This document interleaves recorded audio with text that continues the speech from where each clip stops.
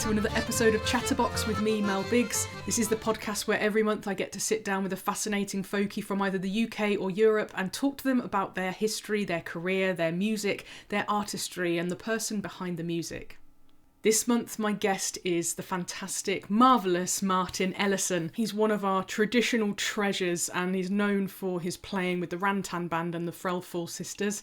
And he's also very much part of the session scene here in England. This month is a bumper episode, so I'm not going to delay in getting on with the interview. I just want to let you know that there is a lot more on the extended episode, a full 30 minutes extra, because we talked for so long and it's very important to me that this conversation is captured for prosperity. We go into a lot of detail about our journey with mental health and performance anxiety, so you're going to get to hear a lot about that. You're going to get to hear a lot about Martin's approach to playing and about the Melinar that he came on my Patreon to teach as part of this guest tutor series. Martin is my final guest tutor of Series 1 of Chatterbox, Series 1 of my guest tutor series on Patreon. I am so pleased that I am finishing with an absolute diamond. He is a fantastic friend. I really had such a good time in his company. He's such a warm and generous person and really easy to get on with. I just wanted to keep this episode so raw and pretty much uncut because I just wanted you to really experience the coziness of our conversation. So I'm really excited to introduce him to you. Without further ado, Martin Ellison. Martin, thank you so much for inviting me up to your house and saying yes to this wonderful opportunity to get to know each other better. Well, you're very welcome. You're very, very welcome. Yes. It's been a long friendship online. I haven't actually added it up because I don't have my Facebook account anymore, which is news. But we've been on at least 10 years. Absolutely. And I knew of you before, but it's been so lovely to get to know you better just through what you post out on your social media and just falling in love over and over again with your outpourings of gorgeous English trad, but not just that. You kind of play all sorts of different types of music. There's always something new. Most things, in fact, that you post. Where do you get your inspiration from? Do you know, I listen to so much music and one thing will lead me to something else and something else. And I tip my cap to social media these days because, you know, I wouldn't have come into contact with all these different players, different genres, you know, and it's superb. So, you know, someone will post something on Facebook, which will lead me down into YouTube, you know, and there's just so much out there. In fact, I sometimes wonder whether I ought to sort of rein in my horizons a little bit because I want to learn everything. And in doing so, end up with lots of half-learned tunes which never see the light of day. See, I was with a student yesterday and at the weekend as well. This is a regular thing with students that they're always got the butterfly effect, I call it, that flitting from one thing to another. And I try to encourage that to a point because I think it's important that we feed ourselves for inspiration. But it can lead to what you've just said, loads of half-learnt tunes. But, I mean, when you say that, so many of the things you post, you always post it with the caveat of, oh, I just learnt this and slapped it down. And I'm listening thinking, well, that sounds pretty polished to me. So, like, what do you mean by half-learnt? And well, yes, I do. If I ever read back over the comments that I posted, yes, that's a common thing I say. And it's almost like saying, look, don't beat me up because I might make some mistakes.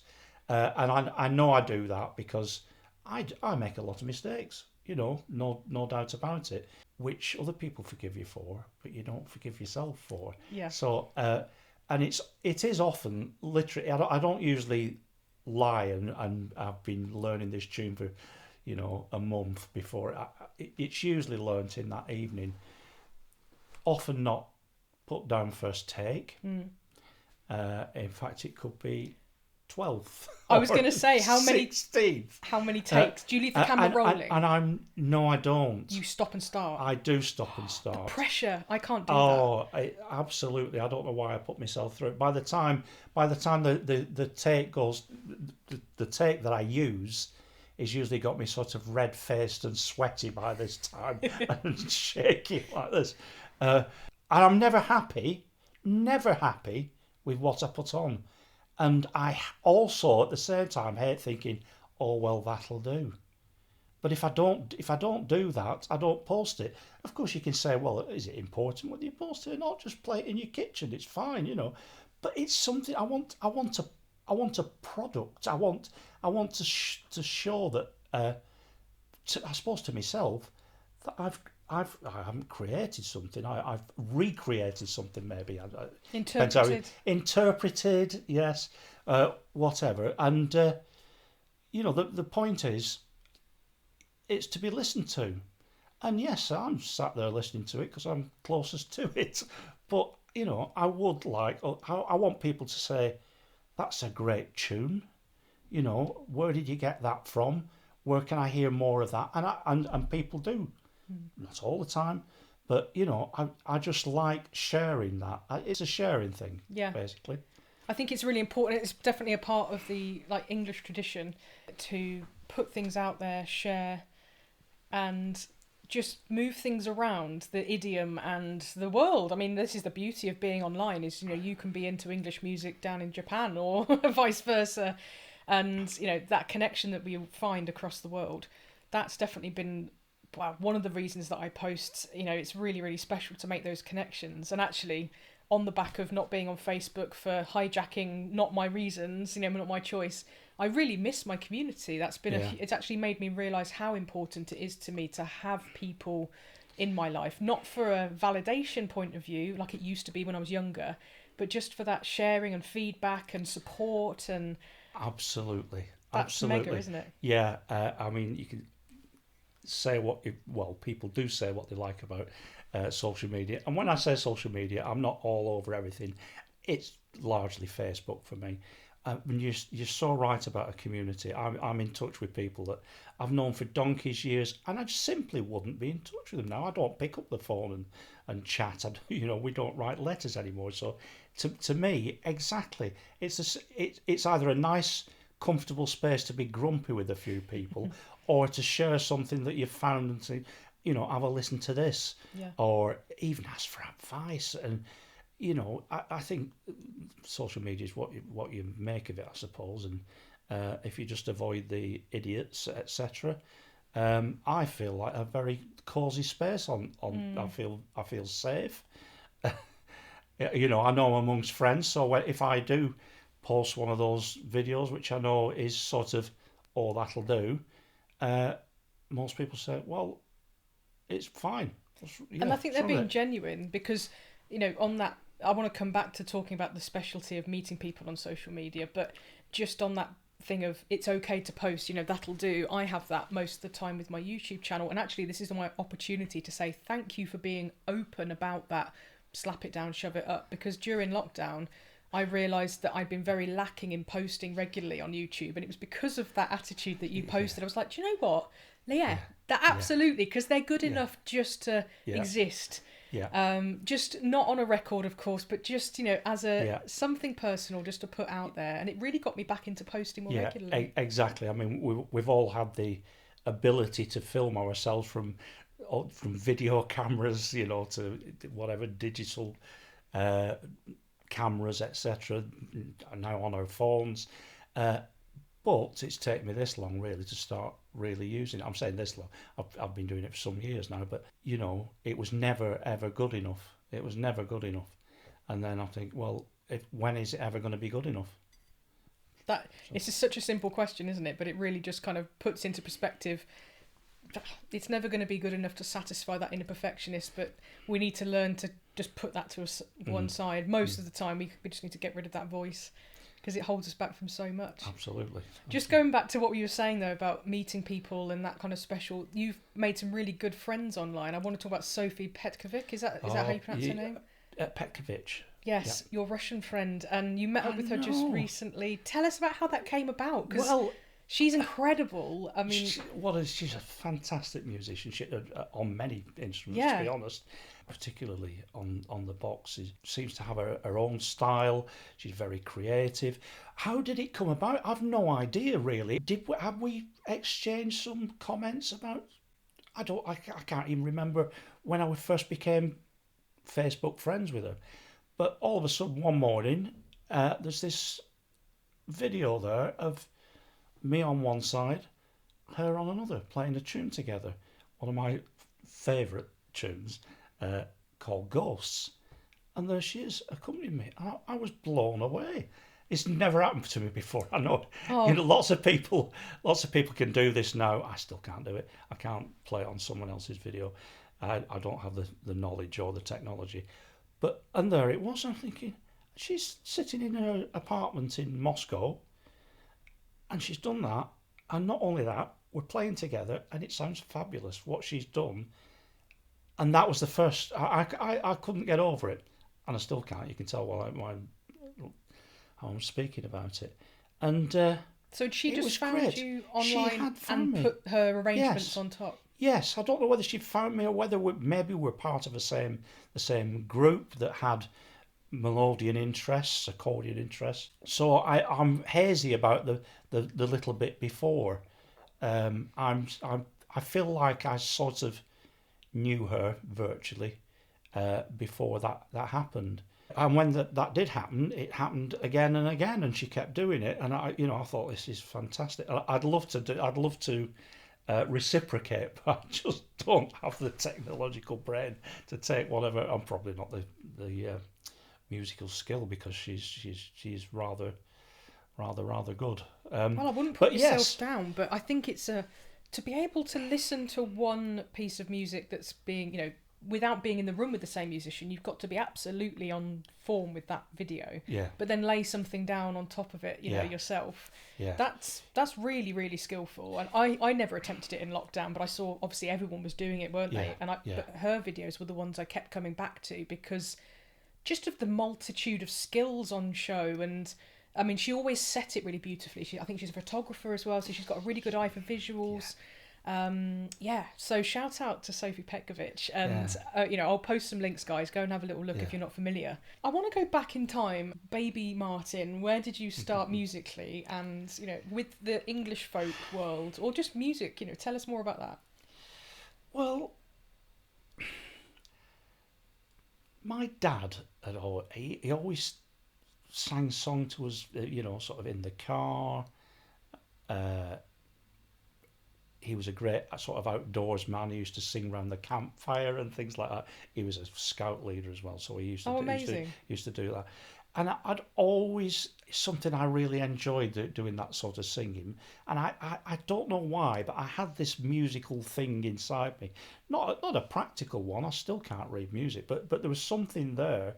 I can remember any instrument I could get my hand on, even if I made it myself, like with elastic band across a biscuit tin, whatever. And I would have a go at it. And I can remember asking my parents for a set of drums for Christmas and things. And did you get them? Well, I did. I was a bit disappointed. My birthday is very close to Christmas, and on the morning of my birthday, I came downstairs, and there was a snare drum and a hi-hat there waiting for me. Amazing. In the lounge.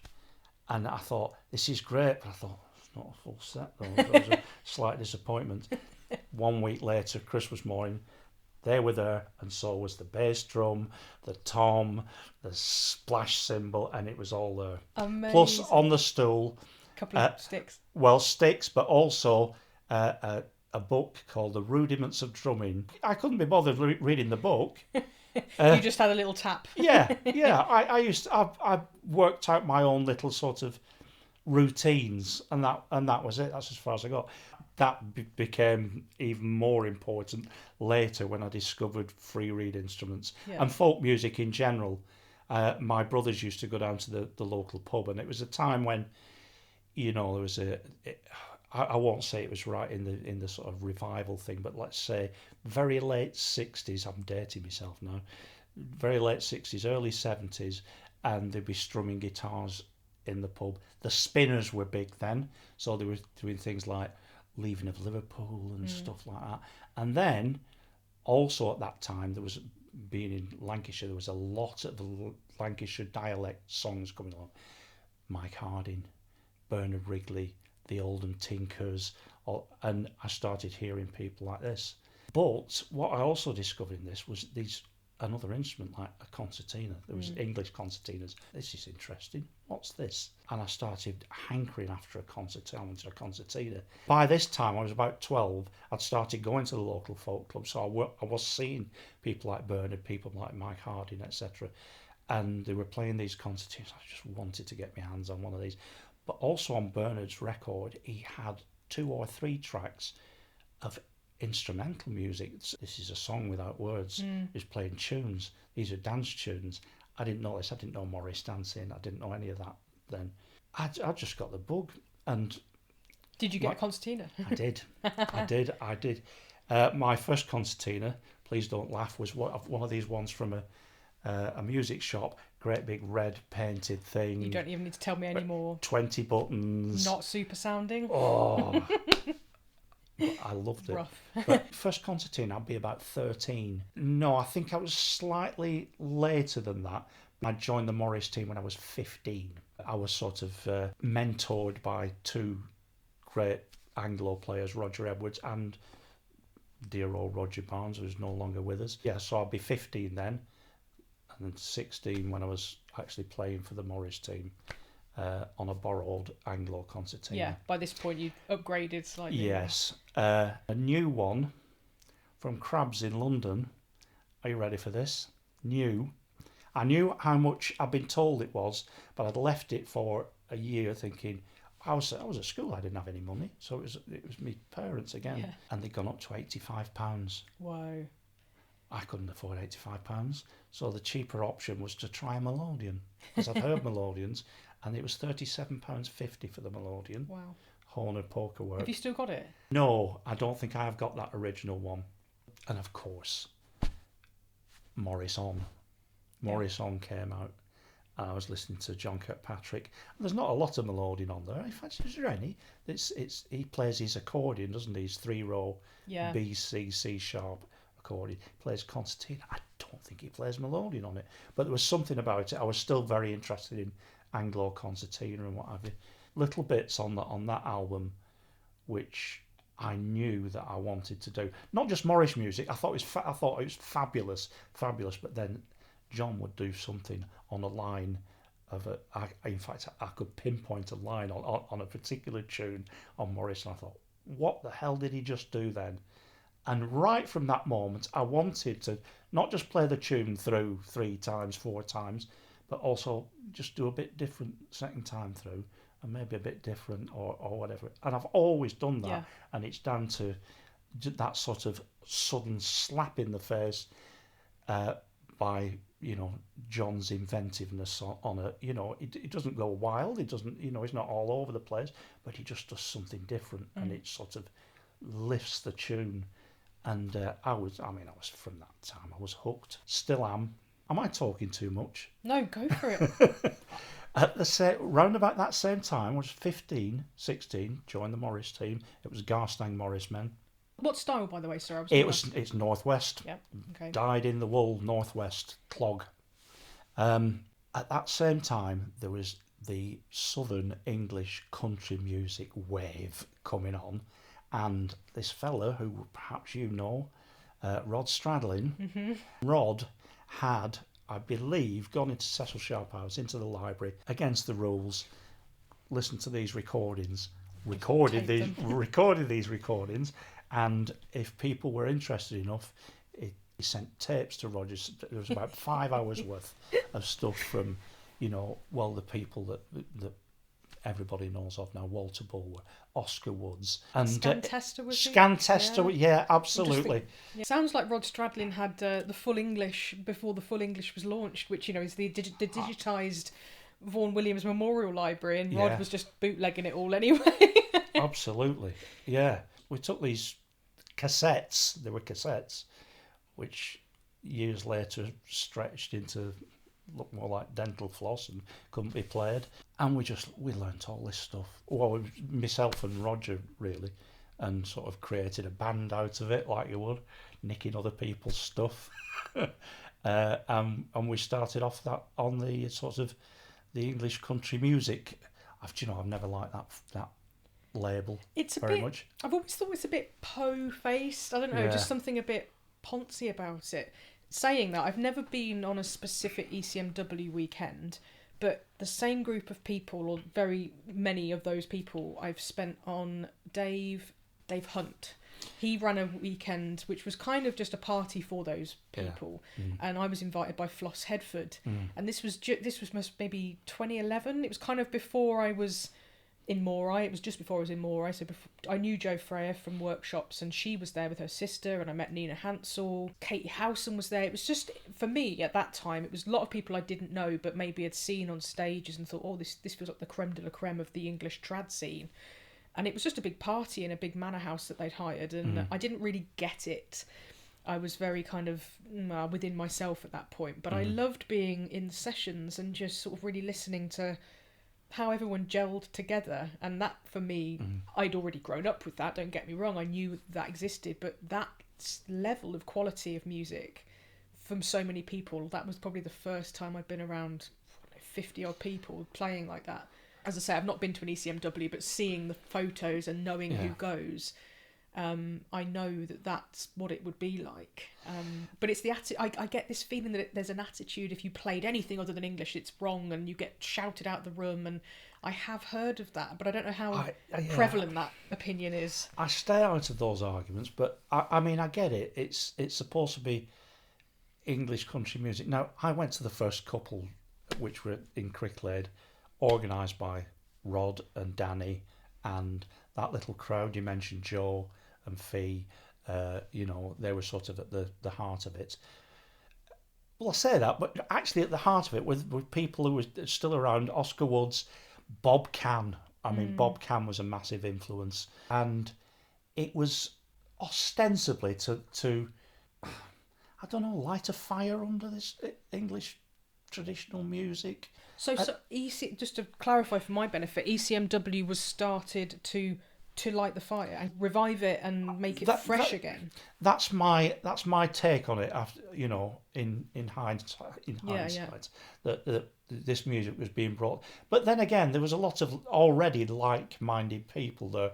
The lads for the chaps from Flowers and Frolics, Dan Quinn, all that lot. They would be there. So it was sort of preaching to the converted, I suppose, but they were great fun. I think ECMWs now are more problematic because all that's been done. And are there any source musicians still knocking about? Depends. I think your definition has to change about source musician, because the chaps who played in the pubs in the 20s, 30s, 40s, etc. just ain't there anymore. Yeah. So there's a different thing going on at English country music weekends, and that's why you get these arguments saying, well, that's not an English tune, why are you playing that? Well, if you listen to the old recordings, those original recordings, Billy Bennington playing Irish tunes on his hammered dulcimer and things like that, it's never been that pure. Traditional music often isn't. But I'm going to get a lot of flack for this, aren't I? No, I think this is the sort of thing we need to talk about it more. And I think maybe, not that I'm only proficient in what I know of what I've grown up in, but I've never felt that it's that purist English music. I'd like to think it isn't. And I don't like I like the fact that it isn't, because it's allowed a lot of freedom and a lot of space for interpretation. Yeah. But I think it's just all travelling music, isn't it? Yeah. It's just that some places have written it down better, more stringently, and but I'd prefer to just sit in a pub and learn tunes by ear from, I mean, I'm sorry if this makes you feel old, but to me, you are a source musician, because you've probably sat in pubs with people you've just said. I've just crossed you off my Christmas card list.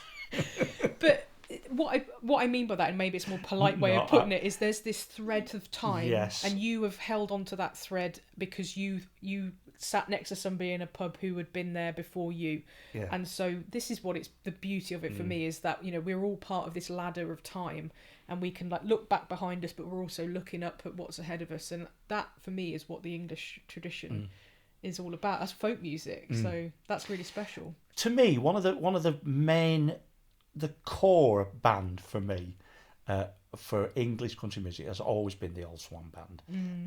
To me, that embodied, for me, let's say, Southern English country music, and it just spoke to me. I felt an affinity with it, which is odd because I'm from the industrial north, but that's where I gravitated towards. However, you listen to their sets, there's lots of Irish tunes in there, there's Scandinavian tunes, but it's just because it's, you're going to hear them and you're going to pick them up. And I don't think it's any less valid in this day and age, picking up something from YouTube, that it was, you might hear a recital in your village hall of the latest Mozart piece, not the latest one. How far are we going back? I've got my dates wrong here. It's never going to be pure, is it? So these people who start saying you can't play that tune at this session and things like that, I get sessions. Are we going to get onto sessions? I think we could. I'm just happy to go wherever you want to lead. Because actually, I'm interested in. You said that is how you keep your music going now. If you're not posting online, you're playing down the pub. How for you has session culture changed since you started playing in sessions back in the 60s? Okay. Whoa, 70s. Excuse me. Oh, sorry. How That's my my memories because you said 66. I did. I said yeah. No, I think my brothers were doing things in the late 60s. Yeah. Okay. I was. Are you're younger than them by some Yeah, some years. in the late 60s I would be 10, 11, so I was 12 or 13 in 70. Anyway, you're not going back on my Christmas card list yet. You'll have to be nice to me. I came here and I thought, one of my worries I was like, now I want to talk about the history of folk from Martin's perspective, but I don't want to be ageist. I don't want to offend him. And I know we're joking, but I'm like already putting my foot in it. No. Well, actually, because of that sort of burgeoning English groundswell of all this English music that was coming on, and we were learning it, and mostly Roger Edwards and myself really sort of were at the core of the session. I was still very young, so there was lots of people who were at local sessions. There's quite a bit. There's a lot of Irish music around Preston and things. And even within the Morris team that I was in, there was Irish musicians, very good ones. I never felt at home playing Irish. But the sessions, we're talking about sessions. There was a core of people blasting out these tunes. I don't remember this sort of polite round the room, and people used to come in and listen to myself included, listen to people who've been playing for a long time, sit on the outskirts, learn a bit, until, a couple of sessions later you could join in because you got that tune, so you joined in. And that's what seemed to happen, and that doesn't seem to happen these days. And you have to be very polite. And I get it. I want everybody to have a go. Don't get me wrong. I want everybody to have a go, but sometimes they are a little polite. Sessions, when these were party things. There's sessions and there's sessions. We used to drink an awful lot. We used to play well into the night, sometimes through the night. It was just sort of a joyous. You see, I might get into trouble for this. I'm not saying that sessions these days aren't great fun, and but sometimes I feel like we used to get more music played in an hour that you might do in 2 or 3 hours in a sort of modern session. And if there's a session which goes around the room, you play as a tune, you play. Creeping death, I call it. Yeah, I'm out of it. I can't do that. I feel like it's a social thing, and it doesn't matter about abilities either. Yeah, 100%. I think these days, I should say I don't play in sessions as regularly as I used to for various reasons, but I've kind of felt off the boil about it for a while because I just had some not very pleasant experiences. Nothing major, but just not feeling part of it, feeling like I couldn't get into the space, and not because I felt like I was good enough to be in the middle. If it wasn't my session, I would be polite and I'd kind of wait, or somebody would flag me over or whatever. But it's just that thing of elitism. I find that quite a lot these days among maybe the younger crowd. And what you were saying there about sitting in the middle, and it's not like you earn your place, it's just that you earn it by learning the tunes. And there are loads of great players these days that are on the outskirts, but that core, it feels like it's a defence wall, and it's like trying to get in there socially as well. Like, it's like you can see that they're all having a great time, but like, are they looking around the room and working out if somebody could be encouraged? No, they're not. And to me, that's not that's not what I grew up with. Like, I love sessions very much like what you have experienced and talking about, where, yeah, you just play through the night. There's not really any stopping. It's just one thing leads to another, and the drink gets flowing, and learning tunes on the fly, and being able to do that is such a high, isn't it? It's like, I came here not knowing this, and now 3 times through, and I've picked it up. Yeah. It's a skill to do that, of course, but like, if you're in a room where that's the going rate, then that's an incredible experience, and I don't get that anymore. I don't see that happening a lot. I think it's a very difficult dynamic to balance, because everyone will have their own idea of what they want to do at a session, how they want the session to go, and it's almost, in an ideal world, it would be a sort of unspoken negotiation between everybody. I do a workshop called Session Survival Skills, which sounds really dramatic, but I think that there is a culture now. Maybe I've sort of shaped it in the sense of the community that I've built come to me for lessons, they come to me for support, but so many people who've attempted to play in sessions have been told things, have been shunned, have not had good experiences, so I can't just sit with that information and do nothing. So a couple of things happened. I started my own session, which was a steady speed session, which I felt really conflicted about, because I think every session, if you've got a beginner that wants to play slow, you play slowly to support that beginner. I don't think there should be a whole separate session, but there are these days, and I do think they're brilliant. Don't get me wrong. This is the conflict I have, is more sessions should be inclusive, but they're not. So, okay, let's provide a safe space and an encouraging space that people will be comfortable in to play at the speed they want. So that's great that that's happening. But also the survival aspect for me, I always describe it when I start the workshop, is it can feel like you're out in the wild and you're going to be attacked and probably mauled by a lion, because I see that in how people react and respond. They get that panic, they get the nerves. But in a lot of ways, it's that encouraging people to get involved through having the security with the skills they've got as a musician. And I love doing that as an educator, but I just wish that was more commonly in our culture of sessions these days. And I'm not saying it's not anywhere. Of course there are sessions out there that are like that, but I think they're fewer and far between these days, which is a bit of a shame. But it does depend on who's there. It depends on the culture of that specific session. They're very idiosyncratic things, actually, aren't they? We've gone to some interesting places already. Well, yes, but this is my it's not anxiety, but I worry that I might be seen like I've got all the answers to these things, and I haven't. About this is how sessions should be, and that's not what I'm saying, really. I hope I haven't said anything like that. I don't think that's the way it's coming across. I think that it's important to talk about this, because it's not about anybody having the answers, but it's like collectively, if we talk about our experiences, good and bad, and how we ideally think about what a session should be. I think that generally it kind of gets people thinking as to what their sessions are like and how they could contribute more or help encourage those on the periphery to come in a bit more. If I hear someone starting a tune, or I know they haven't played that tune before or something, I try and support them. Either musically, because I want them to be part of it. I want them to succeed. I want them to get that tune out into that session.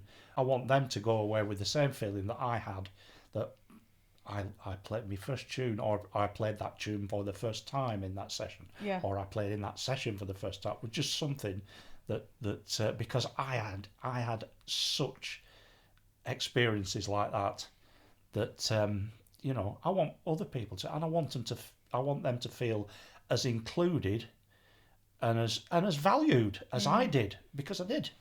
It's the value of... I was just thinking, actually, everything that we're talking about, I mean, you can think of a session as playing music, but to me, it's not...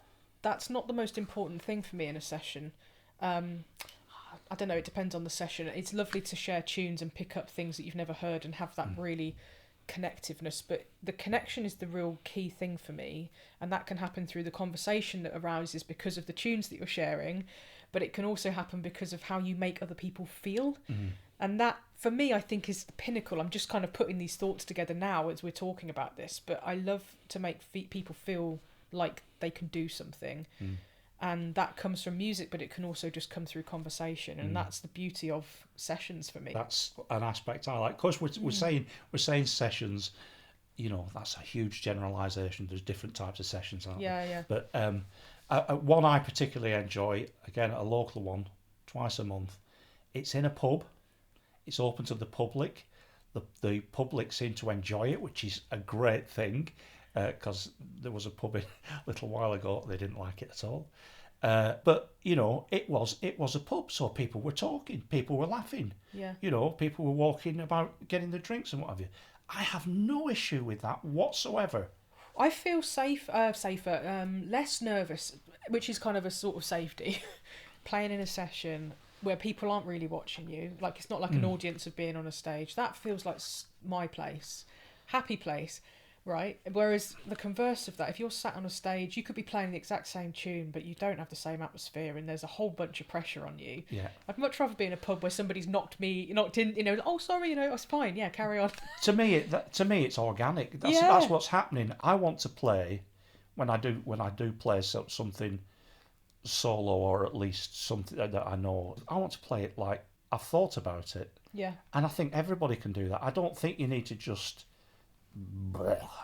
chuck it out like that. You know, this is just, I'm going to play this tune, it's going to be the same 3 times through, and you know, why not do something different? Do something different. Why not play a harmony to the chap next door? I know not everybody does that, can do that, or whatever, but I think to fight, like I say, it's that dynamic where you there's so many different parts to it. You couldn't. There's no ideal world in this, is there? So you know, but just to, you know, think about the music you're playing as well, because you are in a pub and people are listening. So, you know, kind of build up to taking that pride in what you're doing, and you could be the most, you know, basic player, or even just somebody who's only not been playing that long, but just to be proud of what you're doing, and just to have thought about how you're doing it. And it doesn't have to be this amazing arranged piece, but just starting to think about that can open up a lot of doors, I think. Yeah. Sorry to interrupt this podcast. I just wanted to let you know that there is a huge chunk of this podcast that I've had to cut out to keep it to about an hour, and you can get that via the extended episode, which is available via my Patreon. There's half an hour extra this month. I know, it's massive. We just kept on talking and it was amazing, and I just didn't want to get rid of it. So I've made it available as the extended podcast. You can sign up for as little as £4.50 a month, for as long or as little as you like, and that also unlocks the archive to the full range of extended podcasts from all of my other guests. For a little bit more every month, sign up to the Archangel Plus tier, and not only do you get the extended podcast, but you also get the Melinar tutorials that every one of my guests has given live on my Patreon, and I've created the recording archive available for members. The list of what's on the extended podcast very, very quickly. Lots more about the revival and living as a young boy through that in the session scene in the Northwest, his influence from Irish musicians who were playing locally around his neck of the woods in Preston and Chorley and all of that jazz. Lots more Melodeon geekery, so if you want to know even more about Martin's playing and his choices that he makes with his tricks and his twists, there's loads more about that, but also in the Melinar too. Playing from field recordings and learning tunes from people like William Kimber and Scan Tester, and making bootlegs of all of that stuff. Loads about session etiquette, so if you're interested in that and his take on that, there's more about that on the extended. And also being invited to play for John Kirkpatrick's 40th birthday. The link is in the description, you can go and check it out. Sign up for as long or as little as you like. Thank you to everyone on my Patreon for supporting not only this guest series this year, but the whole 5 years that I have been providing friendly folk music education over there. It's been a fantastic journey, and there's loads more coming. Now back to the interview. Tonight you're joining me on Patreon. We're going live in a few hours as we're recording this. I want to touch on how you've just reacted and squirmed, because I think I first spoke to you about doing this. I offered you this back in July, and we've had conversations on the phone, because I myself know, because we've shared a lot online between us, about how imposter syndrome and nerves have really been a real crux in our musical lives, but music as well. And I knew that I really wanted you to be involved in this, and I wanted to make it work for you in whatever way it needed to make you feel happy and comfortable. How has anxiety affected your life in music and otherwise? Well, I don't hesitate to say massively. I feel like I haven't done, let's say musically, I haven't done half as much as I could have done because of anxiety, performance anxiety. Where did it start? Can you remember? I have a feeling it was always bubbling along. It was there, but I think let's say in the early days, it was kept underground by this massive energy and enthusiasm and need to play. And once that sort of started to, I mean, things even out, don't they? I mean, I suppose they do. They obviously did with me, because then the anxiety started coming in. And I noticed that really when I was with Rantan. How long did talk to us a little bit about that? Actually. Okay, right. Various things happened, sort of in Morris team politics and things like that. So really? Morris politics? Honestly, it does happen, honestly. And I decided to leave the Morris team, which also meant leaving the band that was in, because that was mostly Morris.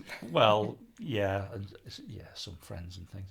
So I thought, well, I can do this on my own. So I thought, right, who do I know? I enjoyed playing. It was so liberating to be able to play, because normally I'd be playing with, maybe 2 Melodians, an Anglo concertina. So there was all that front line going on, and here I was just on my own. And that's when I think I started to just shake things up a bit. Now later on, it turned into something else, and we started doing different things. And I was well up for this. We were just trying something different. I don't think we sounded like a English country music band anymore. Yeah. We were doing something different. But that's when I think the anxiety got to me. I think I'd just, and nobody's fault, I think I just stepped out of my comfort zone and could not find another comfort zone. So I think it's sad to say now, but we always enjoyed these weekends. I just remember laughing and what have you. But did I enjoy the music as much as I should have done? Maybe not. There was always that sort of the pressure of being on stage side of it, was it? Yeah, I think? Yeah. We gone from playing, at the local village hall to, doing the big room in Cecil Sharp House and things like that. And it wasn't my comfortable place. I had a moment on it was one of the first years we played with Moray. I think it was our first Sidmouth, and it was maybe the second year that we'd played, and it was a big deal that Joe Freyer had managed to get us a booking at Sidmouth. Pulled her strings as she does, the wonderful Joe. And we played the Ham. I think, was it our first gig at Sidmouth? Maybe it wasn't, but it was the first big gig I'd ever done. And I treated it like the Ham was my Wembley. I literally put something on Facebook like, here's a picture from behind the mic. And in my head, I built it up as this massive thing, and naturally dug myself this massive pit of anxiety. And I can remember going on that stage, and this happened quite a lot for me actually over the first few years of Moray, but particularly there, I started to get this sensation of being numb from like the knees down, and I couldn't feel my feet on the floor, and I was just basically locked in space. Wasn't really able to move. At this stage I didn't have clip-on mics, so I was just fixed to my microphones, and I remember being really physically frozen with that. And I remember I made some mistakes, funnily enough, because I wasn't in the right headspace, and I just let it eat me up. Absolutely. I couldn't get past it, and it was like a devil on my shoulder. I used to call it my devil on my shoulder, and it just used to whisper things in my ear. It's like, oh, you fucked up there. And it just wouldn't let it go. And then, of course, it snowballed into more and more mistakes that became, to me, more catastrophic. Realistically, looking back, they probably weren't, because we didn't have to stop, there weren't any conversations that happened afterwards. It was just, you know, a matter of me needing to get a grip on this. And eventually I did, but it did take years. And I would come off stage and I'd be in tears and I'd be so apologetic to Joe and Sarah. But I honestly came off that ham stage and thought, oh, well, I'll never play the ham again. And actually I haven't. But that's not because of what I did. It was just that thought of, oh, there was my Wembley and I completely messed it up. But I just to kind of relate to absolutely, I'm relating to what you, yeah. Just letting yourself tear yourself to shreds when you're actually doing the job. Yeah. But yeah, the feeling of having to stop at a gig. Yeah, I recognise the physical sensations that you speak about, and also that eating you up. I mean, I think later on I was a accompanist for singers. The Threlfall Sisters, and it was things I always wanted to do. You see, I never considered myself just a dance tune player. Never did. I always messed about. Although there weren't things I could play out. You know, I didn't have a stage for them, slow tunes and etc. Well, here I was accompanying songs. I think I used to get myself into such a state. I'd write myself sort of little pieces, instrumental pieces for within the song and what have you. I could barely play, but I wanted to play them. So I was like, I think that I got to the point. I think they got fed up with me anyway. But I got to the point where I'd gone so within myself they could barely hear me playing. I felt like if I barely touched it, nobody could hear my mistakes. Yeah.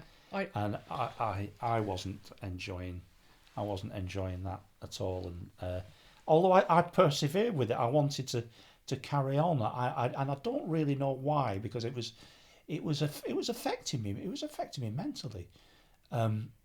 Eventually that sort of blew up and didn't happen. But they did ask me some years later, saying we'd like to give it another go.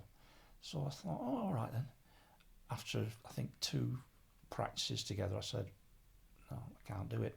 It's bringing all those feelings back. And it was nothing to do with what they were doing. It was all coming from within. And, yeah, it was crippling. It was crippling. I'll never perform. I couldn't put myself through that. I really couldn't. But I still need an outlet, which is what I'm doing with the videos and sticking them on YouTube and sticking them on Facebook. And sharing in the sessions, the way that you've explained it is a form of performance, because not necessarily people will join in, but you want them to join in. There's a difference there. If you've chosen tunes and you've specifically played them because you want people to join in and you're trying to encourage them, that's a different thing. But it still it gives you an outlet to prepare things, polish things at home, and then go and present them. I'm going to be really brutally honest now. I do like people to enjoy how I play it. Yeah. Otherwise, well, you could say you can be completely altruistic, saying I offer this, for nothing in return. I like people to say, bloody hell, you made a good job of that. Who doesn't? Yeah, it does feel good, doesn't it? Yeah. Have you had to kind of go through a process? So when I first started in my career, and I don't know when it stopped happening, but it feels recent, is that I would put things out there and I would do things, I would say things to get a laugh. That would be my thing on stage, is my patter, I would always try and get a gag in. Yeah. And if I got a laugh, I was well away. I could relax into the gig. Even me posting on YouTube, there was that gratification monkey within me that needed to have validation. I'm not like that now. I have been able to get a grip on that. Therapy has helped, but not specifically. There's been all sorts of other stuff. Do you have that, or have you had to kind of get a grip on, oh, nobody's commented, so that means it's shit? Does that kind of affect you? Oh, yeah, I get that. Absolutely, I get that. And I as we're doing this, like I said, brutally honest, might as well, put it in the open that yes, and it will affect me. It will affect me mood for a long time. Does that mean I'm looking for validation? Does it mean that, am I needy? I don't know. Maybe I am. I don't know. I think we all are. We all need to have. I want people to enjoy what I'm enjoying. You know, if I want someone to say, I enjoyed that. You know, well, that's great. That's all I need. Yeah. I don't need a check at the end of the night. Yeah. I want people to say, I enjoyed what you did with that tune. Thank you very much. I worked hard on it. Thank you very much. I'd never say that. Yeah. But you know what I mean? It's worth more, isn't it? Yeah. It's just someone saying that they appreciated what you did, how you've done it is brilliant. Is brilliant. But also if it gives a little spark to them as well, thinking, I might have a go at that myself, you know. Brilliant. Yeah. I think the tune one of the tunes, we've got a couple that you've shared with me in preparation for this evening's Melinar, which will be available as a recording as you are listening to this podcast, everybody. I'll leave links down below. Martin, I asked you basically just to be yourself, because I think that there's so much in what you do musically on the Melodeon, and I have over the years had students that have really taken a shine to your music and have brought things to me and said, I love this, can you show me how to do this? And I'll go, yes, to a point. I've had various people bring me things from various players, and it's always a nice challenge for me to go, yes, I'm going to study that and work out how this musician is getting out of the instrument what they're getting out, and it then gives me this chance to deconstruct it and feed it back to the student, and I love that process. But you put in these little tricks and twists that I've just not been able to get my head around. So this evening, that is our theme, is you're just going to do your thing, and I'm going to be right here staring at you and feeding it back. You probably won't want to hear this, but you know, that immediately when you said that to me, you know, earlier in the week on our phone call, and I thought, what tricks and twists? What do I do? You know, so I sit down and play the show. I think, what's a trick? What's a twist? What am I doing it? Because I don't know. You just do it. You've probably always been doing it. It sounds very self-effacing. I literally, especially, I suppose when people really do like what you play, you think, well, why do they like that then? So you listen to it back and think, so what's different? What's so different between the way I'm playing it and the way that person plays it? So I'm thinking, so what have I done there? What's a trick? What's a twist? Oh, well, that's for later on, isn't it? It is, but we can talk about that now, because I think for me, when I listen to and lovely that I can see it because of what you put on YouTube, there's a fullness, and it goes back to what you were saying about that you make choices to do different things each time round, and they feel really considered. You know, generally we have a pattern, and it's not just you, but loads of, you know, we start playing the tune simply, just straight melody, single notes everywhere. And then second time round, there's a bit of fullness in certain areas, a bit of double notes, a bit of harmony. And then the tune we're looking at, by the way, guys, Weaver's March, you put it up just recently for me, didn't you? So I could share it, but it's on your YouTube. Mm-hmm. And I learnt it today to a point. There's some bits that I can't work out, and I'm really looking forward to that this evening. But there's just this fullness in the third or fourth time round, and you're playing like full 3-note chords, like handfuls of notes. And they're not just random. Like, there's specific chords, there's harmonies, there's lovely little chromatic slides occasionally. Those are the sorts of things that I'm like, have you made a specific choice there? Or do you just know if you grab this handful of notes, you know it's going to sound good? As I've thought about it, I think there are certain places on the Melodeon and certain ways that phrases turn around or something. There are certain things that you can take. Oh, goodness me. Time for my tablets, matron.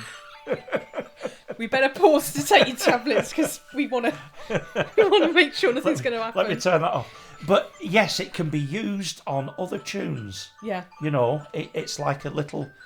Yes, is it a trick? It could well be. Turn the sound off, but I didn't realise that alarm. Of course it's important. I love that. I am going to keep that in. Hey. Where were we? I don't know. We were talking about tricks. Yeah. Tricks and twists. Tricks and twists. Those are the moments where you can have a real bit of flair and personality, is where you choose to put those ornamentations. Yeah, again, something I haven't really thought about, but it feels natural. It feels natural. You know, you said, you know, the Irish style. I can't do what they do. These rolls and things. I can't do which every other Melodeon player seems to have to do is triplets. I can't do triplets. I think a well placed something like a triplet is fantastic, but if you're doing it once every 8 bars and what have you, I think it gets a bit tedious. But then again, I'm not keeper of taste, because I'm not saying that everything I do is tasteful and might become annoying. In fact, I remember I used to do a lot of, perhaps I still do too much of it. What do you say? Something about slides? Chromatic slide. Yeah. I used to do a lot of that simply because I thought I could. It's not... Well, that's going to be wrapped up in the recording of this evening's Melinar, so do check that out if you're interested in picking Martin's brains. I'm looking forward to seeing how my Patreon community pick your brains later. Because actually what's transpired from the conversations we've had this year is, you started off by saying, I'm not a very confident teacher. I don't, it's not something I feel very good at. I don't know if I'm putting words in your mouth. Sorry if I am. Confidence, really. But actually, I think you've got a lot of knowledge that you have thought about. It's just actually you hadn't realised that. And having conversations with you and me sort of saying the simple things are the really mind-blowing things when you're teaching. And if you can just recognise what you're doing and then say it out loud or allow somebody else to explain it to help you see different ways of explaining the same thing. So we're going to collaborate tonight on that process, but I honestly think you'll be very in your element of recognising it. And you said you've already thought about it anyway, so you've already just explained the things that you do. It's the gift that we give as we teach. It's like I've thought about these things. Here you go. What do you think? And let them make their mind up. So. Wow. Right. Okay. I'm going to limber up for it. This conversation has been everything and more, that I wanted. And I've really enjoyed going on a journey with you and really learning more about, where you started out. There's so much in there, and you were really at the revival. I mean, to me, that sounds like such an exciting moment to be alive. And it sounds like it was, it sounds like it's really fed into everything that you've gone on to do. To me, you were an absolute treasure of our scene, and I'm just so grateful that we've had this moment to encapsulate some of that. I've loved our first therapy session. When's the next one? Please. Do you know, as I was driving up here, I was thinking, God, don't make it like a therapy session, Mel. And I don't, but I think just talking about this stuff, and I don't think I've been able to be as open about the anxiety side of things, and I know that there's so much more that we haven't spoken about.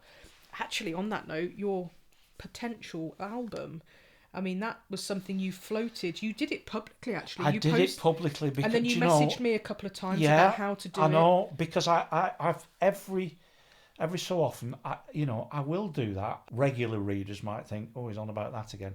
I feel like if I put it out there, I'm almost making it real, and I move forward with it. But then, it starts to sort of eat you up. The clam starts closing again, thinking, can I really do that? It took me 10 years to make mine, so. Well, and that was mostly self-belief. That was all self-belief, actually. I would like something, and it would be a bit disingenuous to say, oh, it's for posterity, sure to be grandchildren or something.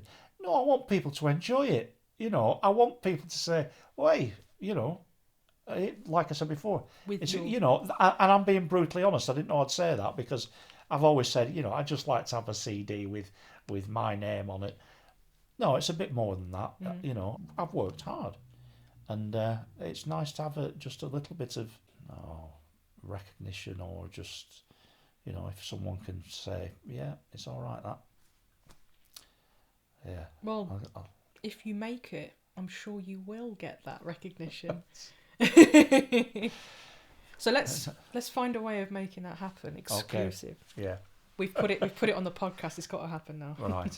Joking, but you were saying that just doing it on a Zoom. I've got the Zoom H4n. Just sort of making it as comfortable as possible. Yeah, that's what I need. Because then that will feel like sitting in a pub playing some tunes. Yeah. Your comfort zone. I mean, obviously, I've been in studios before. I've been on other people's CDs, etc., recordings. But as soon as there's someone sat behind that glass and the red light comes on, I think I'm wasting their time if I make a mistake. I'm letting them down. you know, and that's It where eats you up. it does eat me up. But then, you know, the playing goes to pieces. I'm going to give him a shout out because I don't know if you got in touch, but I mentioned John Looms to you, and I spoke to John. he recorded my. In fact, he's the reason I did my album, because he very gently every year, Sidmouth, we'd have a big hug, and he said, "Now, Melanie Biggs, are you ready to do your album yet?" And I was like, "Not yet, John, but I will be definitely recording it with you." And there were about 3 or 4 years of him doing that, and finally we were at Halsey Manor Artist Residency, January 2020. I think it was just before lockdown, and we put the dates in the diary, and I was like, come on, if I put the dates in the diary, I've got to do it because it's in the diary and I've got to get my head sorted for that date. And it is actually in the end what worked for me. It was just put the date in. I didn't feel ready, but we said we'd do it. And it was November 2020 that we started recording it. Obviously everything happened that happened, but I went up to John's house, and he's just got the lovely little womb of a studio in the cellar basement of his house. And that just felt very safe to me. I've known John very, very long time, and he's been a great supporter of mine. That guy knows his stuff, and he geeks out about it. And yeah, I just really felt safe in his hands. And there were loads of things I said, John, I'm very happy for you just to make decisions there. In the end, I think I ended up almost pushing him over the edge with the amount of things that I just wanted a little bit of whatever on. But he also does a lot of... he's so great at just knowing the sound space, and he brings equipment on location, and I've seen him recording in location. He just always gets the best out of people, I think. And because hopefully this isn't too much of a overshare, because I know he posts it publicly on Facebook, but he goes through mental health understand stuff. That. Yeah. So he gets all of that as well. Well, the after me putting that out publicly, John messaged me, and we had a little exchange, and it doesn't really matter to me. Well, of course it matters, but I want to leave it in someone else's hands. The technology and the sound engineering, and I think you call it the geekiness of it. Yeah. And that's great. I think that's you. But what I got from him also was the sort of understanding and the humanity about the performance anxiety. Yeah.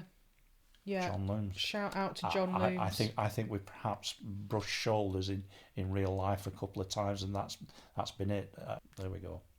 Well, hopefully this has reignited something of this idea, but maybe, I don't know, I'd encourage you to take my position on it, put the date in. I know that will then look like really scary as you get closer, but it gives you something to work towards, play. One of the things I've learned, and I want to wrap up on this because I think it's a really positive way to put it, is I still have anxiety. I think I always will have, but what I've learned to do is use that as an energy and to focus on my work, my music. So I've got a gig coming up in 2 weeks, it so happens, and I always get nervous, but I usually get nervous because I don't practice enough. Is that solo? Yeah. Right. My second ever solo gig. And it's that thing of, right, I'm anxious, so let's prepare. Let's make sure I'm the best prepared I can possibly be with the time and the resources I've got, because then when I get to the gig, the anxiety is less because I know I'm prepared. I don't know if that makes any sense to you, but it's that sort of sense of, well, at least I've worked on what I'm going to do. And if there's still mistakes, it doesn't matter because I've worked on it. If I had just let that anxiety eat me up, oh my God, it's tomorrow and I've done nothing, but oh my God, I've got to go on stage. I would go on stage, but I would have like a stomach ulcer, genuine. I'd feel awful. But the devil on my shoulder would be in charge. And I've found that the way to get rid of that devil is just to practice and play and really work on what I do. And I don't practice enough because I do all sorts of other things, and that's fine. I'm happy with that in my life. But when I've got a gig, I work at it, and then I feel so much better when I get on stage because I don't have to worry about what I'm doing. And as I say, the mistakes kind of don't matter so much. Right. I've told you now, you've got to do it. I know. What can I do? You're not going to get out of it. I'm already thinking, what can I come up with? What excuse can What would you put? So, Martin Ellison, everybody, thank you so much. Oh, yeah. It's been cathartic. Good. I'm very, very pleased to hear that. And we'll say goodbye for now, but not for long because we've got the Melinar. So, yeah. Okie doke. Yeah. Excellent. Thank you so much. comment below if you want Martin to make his solo album, and if you are going to be nice about it, he might just do that. Wouldn't that be an amazing thing? I think so, so hopefully he'll pluck up the courage to go ahead and do that. As I said in the intro, this is the very last guest tutor of 2024. It's the first year that I've run this series. It's my first time running a podcast. I'd love to know what you think, so let me know in the comments if you're on a platform that allows that. Let me know what you want coming up. I've already got things in motion. I've got more guests, but I'm not going to release those details just yet, but next year's looking pretty full. If you've enjoyed this podcast, please rate it 5 stars, give it a thumbs up if you're on YouTube, subscribe to the channel, support it in any way you can.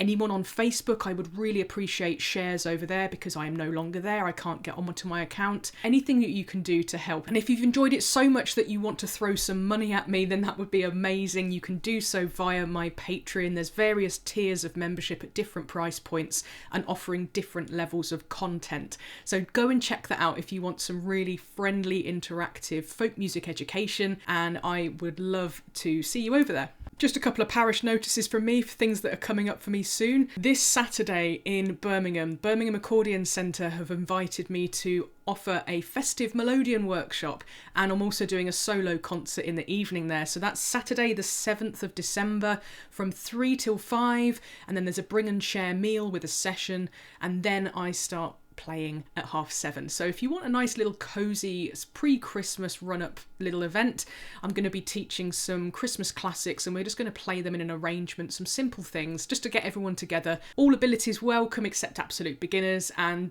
tickets are £15 for the whole day or £10 either for the workshop or the concert, and your full day ticket includes a mince pie and a glass of mulled wine. In the new year, on the 19th of January, I am back at the stables in Milton Keynes running an absolute beginners workshop. I've been doing this now for over a year and they've been incredible. They have a loan scheme, so if you want to try and play one of these squeezy boxy instruments, then you are very welcome to come and join. I'll leave a link downstairs and you can find out all the information there. And finally, very excited to announce that we have launched, me and Lucy Huzzard have launched Folk Unbound. Last month we were talking about the Out Crowd. Well, that's not its name anymore. We've come up with a name, Folk Unbound The Gathering. That is going to be our folk summer school, our week-long camp next summer, 14th to the 18th of July. Bookings aren't yet open, but we've got a mailing list sign up, so if you want to be involved with that, you'll have to be identifying as a woman or someone of a marginalised gender. It's all about a confidence camp, boosting the confidence of playing in groups, improvising, session playing, and really the sky's the limit from there. We can all do with a boost of that. Check out the links in the description for anything that I've mentioned, and I will hopefully see you at one of those events. Thank you to everybody who has listened to this series. There will be more. Series 2 is coming, and there's even a bonus episode for Series 1, but again, I'm going to keep the name under my hat, but keep an eye out. First Monday of January, and you will see a wonderful, massive surprise for our bonus guest. Whatever you're doing at Christmas, whether you celebrate or not, I hope you have a great time. Thank you so much for listening. Do share it around, give it a thumbs up, and I'll see you in the new year. Cheers, guys. Bye.